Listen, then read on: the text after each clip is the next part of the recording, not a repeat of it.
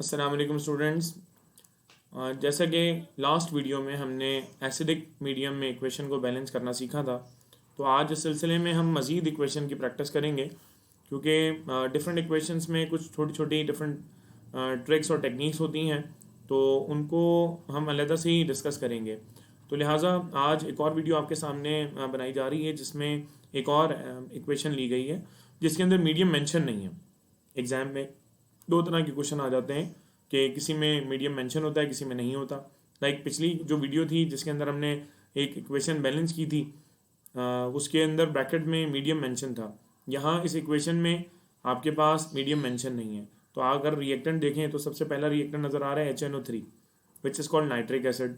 तो अगर nitric acid मौजूद है तो it means we have to balance this equation in acidic medium. तो ऐसी सूरत हाल में एसिडिक मीडियम में हम इक्वेशन को बैलेंस करेंगे। अब पहली बात, हमें जो इक्वेशन बैलेंस करनी होती है वो आयन इलेक्ट्रॉन मेथड से करनी होती है।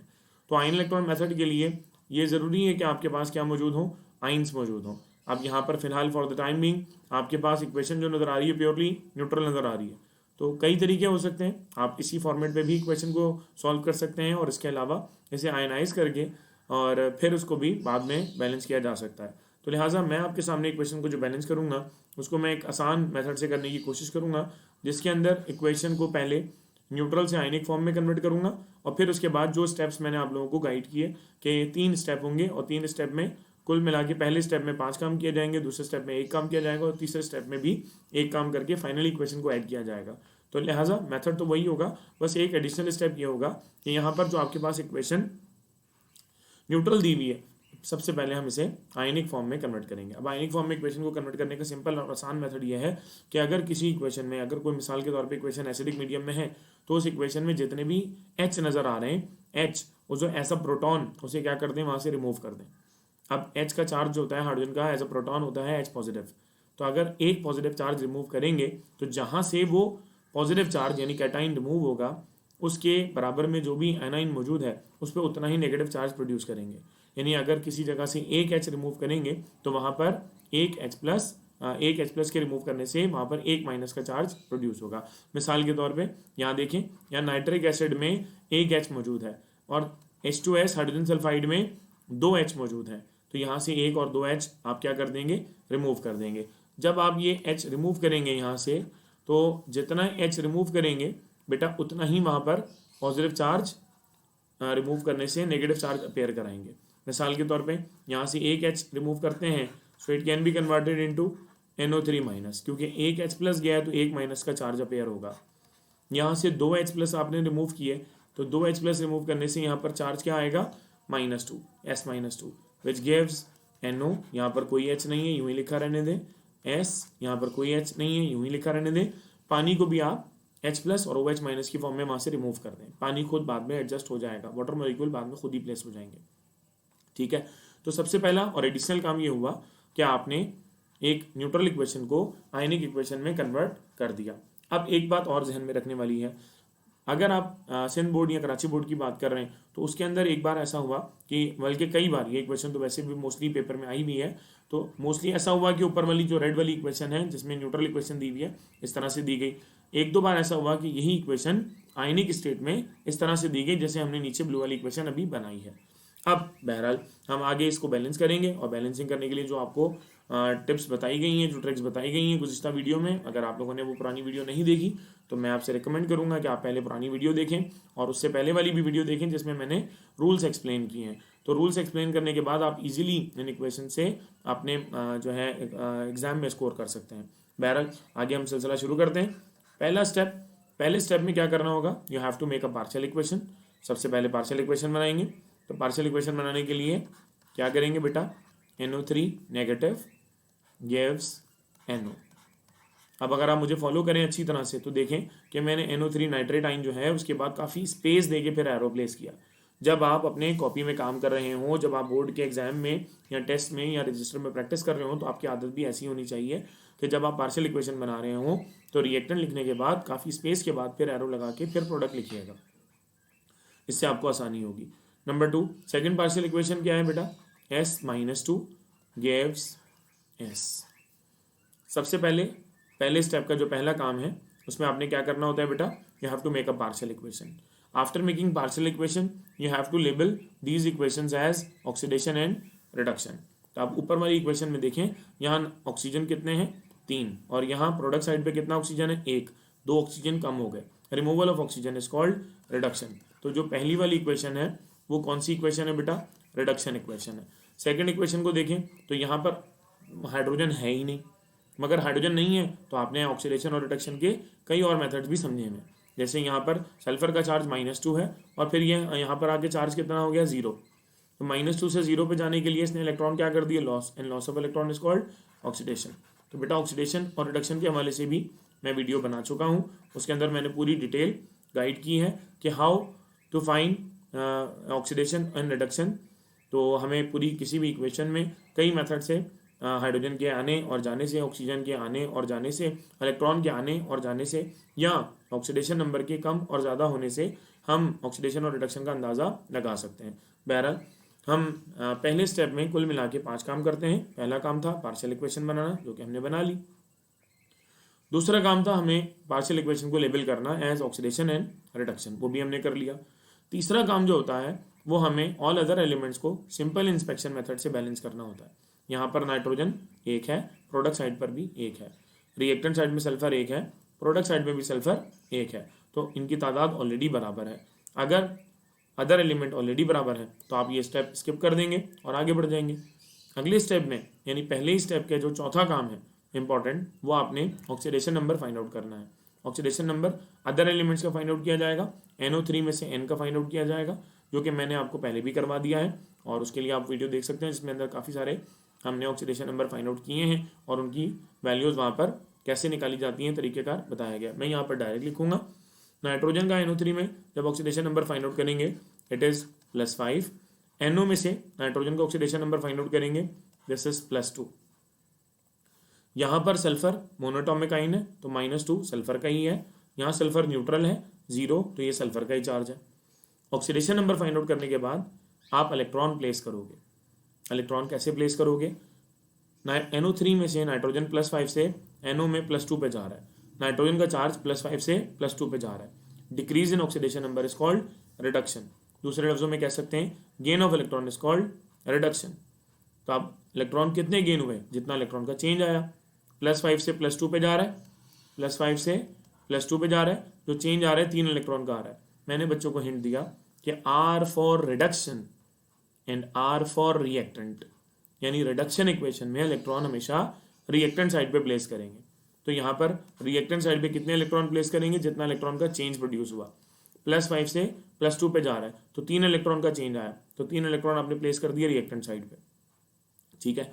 नीचे वाली इक्वेशन देखें, -2 से 0 पे जा रहा है, तो जो चेंज ऑफ इलेक्ट्रॉन आ रहा है वो 2 इलेक्ट्रॉन का आ रहा है, 2 इलेक्ट्रॉन का चेंज आ रहा है. And we know very well loss of electron is called oxidation. Loss of electron को हमेशा प्रोडक्ट साइड पे लिखा जाएगा. तो -2 से 0 पे जाने का मतलब 2 इलेक्ट्रॉन का चेंज आया, यानी 2 इलेक्ट्रॉन लॉस हो गए. तो लिहाजा जो चेंज ऑफ इलेक्ट्रॉन है वो हमने प्रोडक्ट साइड पे प्लेस कर दिया. तो पहले स्टेप में कुल मिला के 5 काम करने होते हैं जो कि हमने आपके सामने किए. मैं रिपीट कर देता हूँ. सबसे पहले आप पार्शियल इक्वेशन बनाओगे, देन आप पार्शियल इक्वेशन को लेबल करोगे एज ऑक्सीडेशन और रिडक्शन, वो भी हमने कर दिया. थर्ड, आप चेक करेंगे कि अदर एलिमेंट्स बैलेंस हैं या नहीं. अगर नहीं है तो बैलेंस कर दोगे, अगर बैलेंस है तो स्किप कर दोगे. फोर्थ काम आपने जो करना है वो आपने ऑक्सीडेशन नंबर फाइंड आउट करना है और उसकी वैल्यू को ऊपर प्लेस कर देना है, जो कि मैंने आपको किया. फिर उसके बाद 5वां काम आपने इलेक्ट्रॉन प्लेस करने हैं, प्लेस द इलेक्ट्रॉन. मैंने ये सारे रूल्स लिख के बाकायदा वीडियो बनाई हुई है, आप उसको देख सकते हैं. इंशाल्लाह आपको कोई ट्रबल नहीं आएगी. फिर भी अगर कोई ट्रबल हो तो कमेंट सेक्शन में आप मुझसे रब्ता करें. जो भी क्यूरी आपकी मौजूद है वो आप वहाँ पर डिस्कस करें, इंशाल्लाह आपको रिस्पॉन्ड किया जाएगा. जनाब, नेक्स्ट काम जो हमने करना है, अब हम अगले स्टेप पे मूव करेंगे. अगले स्टेप पे मूव करने का तरीकाकार क्या होगा कि आपने जो ऊपर इक्वेशन लिखी है उसको आप नीचे लिखेंगे. लाइक यहाँ क्या लिखा हुआ है, NO3 minus plus 3 electrons, space देके एरो लगाएंगे, गिव्स NO, नीचे S-2 gives S plus 2 electron.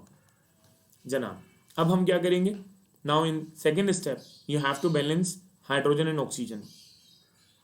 आप जानते हो बेटा हम एसिडिक मीडियम की बात कर रहे हैं. एसिडिक मीडियम में जब हमें इक्वेशन बैलेंस करनी होती है तो ऐसे में हम हाइड्रोजन और ऑक्सीजन को बैलेंस करने के लिए H+ और पानी यूज़ करते हैं। ठीक है, अब ये H+ और पानी कैसे यूज़ किया जाएगा इस चीज़ को समझ लीजिएगा जनाब। पहली वाली इक्वेशन में रिएक्टेंट साइड पे ऑक्सीजन कितने हैं 3 और प्रोडक्ट साइड पे सिर्फ 1। रिएक्टेंट साइड पे कितने हैं बेटा 3, प्रोडक्ट साइड पे सिर्फ 1। तो प्रोडक्ट साइड पे ऑक्सीजन कम है, कितने कम है 2। जितने ऑक्सीजन आपको प्रोडक्ट साइड पे रिक्वायर्ड हो उतने वाटर मॉलिक्यूल प्लेस कर दें। यानी यहाँ पर 3 ऑक्सीजन है और रिएक्टेंट साइड में प्रोडक्ट साइड पे 1 है, 2 ऑक्सीजन की कमी है, तो आप simple 2 water molecule product side पे प्लेस कर देंगे। यानी बेसिकली प्रोडक्ट साइड पे प्लेस नहीं करना होता, प्लेस वहाँ करना होता है जहाँ ऑक्सीजन कम होता है। तो रिएक्टेंट साइड पे 3 ऑक्सीजन थे, प्रोडक्ट साइड पे सिर्फ 1 था, तो लिहाजा आपने प्रोडक्ट साइड पे 2 वाटर मॉलिक्यूल ऐड कर दिया। जितने आप वाटर मॉलिक्यूल ऐड करेंगे जिस एंड पे करेंगे उसके अपोजिट एंड पे उससे ट्वाइस H+ ऐड करेंगे। बेटा प्रोडक्ट साइड पे आपने 2 पानी के मॉलिक्यूल लगाए थे तो रिएक्टेंट साइड पे 4 H+ लगा दिए, इससे हाइड्रोजन बैलेंस रहेंगे। और ये जो इक्वेशन है ये बहुत इंपॉर्टेंट है, बोर्ड के पेपर में रेगुलर बेसिस पे आई हुई है, इसको समझना तो बहुत ही इंपॉर्टेंट है, ज़रूरी काम है। और इस इक्वेशन में अच्छी बात क्या है कि सेकंड इक्वेशन में इसमें ऑक्सीजन मौजूद नहीं है। जब ऑक्सीजन मौजूद नहीं होंगे तो हमारा काम और टाइम दोनों सेव हो जाएंगे। तो लिहाजा अब हम आगे प्रोसीड करेंगे। जब हम आगे प्रोसीड करेंगे तो आगे प्रोसीड करने का क्या तरीक़ेकार होगा यहाँ आप देख सकते हैं। पहले आप क्या करेंगे, उस इक्वेशन को एज इट इज़ नीचे कॉपी कर लेंगे और कॉपी करने के बाद जो थर्ड स्टेप है, थर्ड स्टेप में आपने क्या करना है बेटा, you have to balance the electrons, electron बैलेंस करने हैं। अब इलेक्ट्रॉन कैसे बैलेंस किए जाएंगे इसको समझ लिएगा बेटा, आखिरी स्टेप है। पहले तो आप इक्वेशन को एज इट इज़ लिख लेंगे और ऊपर वाले स्टेप में जो आपने किया है यहाँ अगर आप गौर से देखें, मैं आपको यहाँ पर थोड़ा सा हाईलाइट कर देता हूँ, तवज्जो फरमाइएगा। यहाँ इलेक्ट्रॉन्स की तादाद कितनी है बेटा 3 और यहाँ इलेक्ट्रॉन्स की तादाद कितनी है 2। अब 3 के टेबल में 2 नहीं आता, 2 के टेबल में 3 नहीं आता, तो आपने सिंपल क्या करना है बेटा, नीचे वाले जो नंबर ऑफ इलेक्ट्रॉन का चेंज है उससे ऊपर वाली इक्वेशन को मल्टीप्लाई करना है। ऊपर जो इलेक्ट्रॉन का चेंज आया था 3 इलेक्ट्रॉन का, नीचे वाली इक्वेशन को उससे मल्टीप्लाई करना है। ये मल्टीप्लिकेशन आप थ्रू आउट करेंगे, यानी पूरी इक्वेशन मल्टीप्लाई होगी। अब जब ये मल्टीप्लाई होगी तो आप इसको यहाँ से भी लिख लें और उसको अगले स्टेप में भी कर सकते हैं, लाइक मैंने ऊपर लिख दिया, आप यहाँ पे भी लिख सकते हो। देखो एक स्टेप और बढ़ जाएगा, यहाँ पे लिख के फिर अब दोबारा इसको मल्टीप्लाई कर सकते हो। ये देखिएगा बेटा, यहाँ जो है मैं इसको नीचे कर देता हूँ, जगह बना दूँ। जब आप इसे मल्टीप्लाई करके दोबारा लिखोगे, ये देखें बेटा 2 1 ज़ा 2 NO 3 माइनस 2 3 ज़ा 6 इलेक्ट्रॉन 2 4 ज़ा 8 H+ gives 2 1 ज़ा 2 NO 2 2 ज़ा 4 H2O। नीचे वाली इक्वेशन को 3 से मल्टीप्लाई करेंगे, 3 1 ज़ा 3 S-2 gives 3 1 ज़ा 3S 3 2 ज़ा 6 इलेक्ट्रॉन। जनाब अब ऐसी सूरत हाल में इलेक्ट्रॉन्स की तादाद क्या हो गई बेटा, बैलेंस हो गई। अब इलेक्ट्रॉन की तादाद जब बैलेंस हो जाएगी तो आप फाइनली इन दोनों इक्वेशंस को ऐड कर लेंगे। रेडॉक्स इक्वेशन में जब आप एडिशन करते हैं तो लॉस ऑफ इलेक्ट्रॉन से गेन ऑफ इलेक्ट्रॉन कैंसिल हो जाएगा। अब जो कुछ बच जाएगा उसको आप तरतीब से प्लेस करके लिखेंगे। लाइक यहाँ रिएक्टेंट साइड पे क्या लिखा है, it is 2 NO3 negative plus 3S-2 plus 8 H+ gives 2 NO plus 3S plus 4 H2O।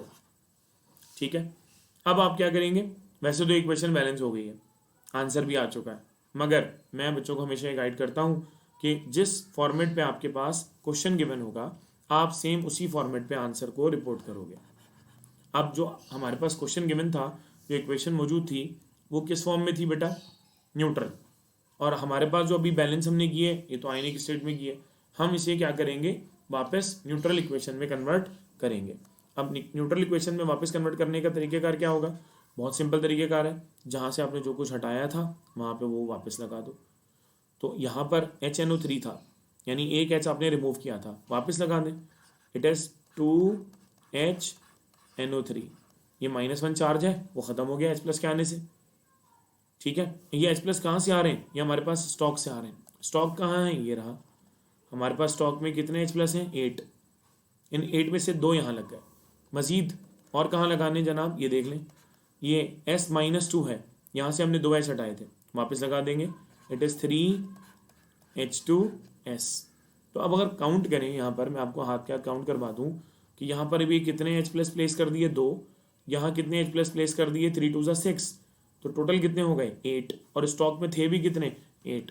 तो जितने H प्लस अवेलेबल थे वो यूटिलाइज हो गए। नाउ अब हमारे पास कोई भी H प्लस मौजूद नहीं है, लिहाजा अच्छा, प्रोडक्ट साइड से हमने ना कुछ हटाया था ना हमें कुछ लगाना पड़ रहा है, जैसा है एज इट इज़ लिख दें। लिहाजा हमारी ये इक्वेशन क्या हो गई? बैलेंस। इसको एक नज़र चेक कर लें आप। यहाँ पर हाइड्रोजन कितने नज़र आ रहे हैं? 2 1 2, 3 2 6, यानी 2 + 6 8 हो गए। प्रोडक्ट साइड पे देख लें, 4 2 8। नाइट्रोजन कितने हैं बेटा? नाइट्रोजन कितने नज़र आ रहे हैं? देख लें भाई, 2 1 2 नाइट्रोजन। यहाँ पर भी कितने? 2 1 2 नाइट्रोजन। ऑक्सीजन 2 3 6। यहाँ देख लें बेटा, ऑक्सीजन कितने? 2 1 2 और 4 1 4। कितने हो गए बेटा? 6। और हाइड्रोजन काउंट कर चुके हैं। सल्फर कितने? 3 1 3। यहाँ पर भी सल्फर कितने हैं? 3 1 3। ठीक है, लिहाजा ये इक्वेशन क्या हो गई? बैलेंस हो गई। मैं उम्मीद करूँगा कि ये इक्वेशन को बैलेंस करना एसिडिक मीडियम में आपको समझ में आ गया होगा। आपकी रहनुमाई के लिए मैं मज़ीद कुछ वीडियोस बनाऊंगा जिसमें आपके पास कोई और डेमोन्स्ट्रेशन भी आ जाए। जज़ाकल्लाह, अपना बहुत सारा ख्याल रखिएगा, दुआ में याद रखिएगा। वीडियो को लाइक भी करें और शेयर भी करें, आगे बढ़ाएं ताकि बच्चों का फ़ायदा हो जाए। जज़ाकल्लाह।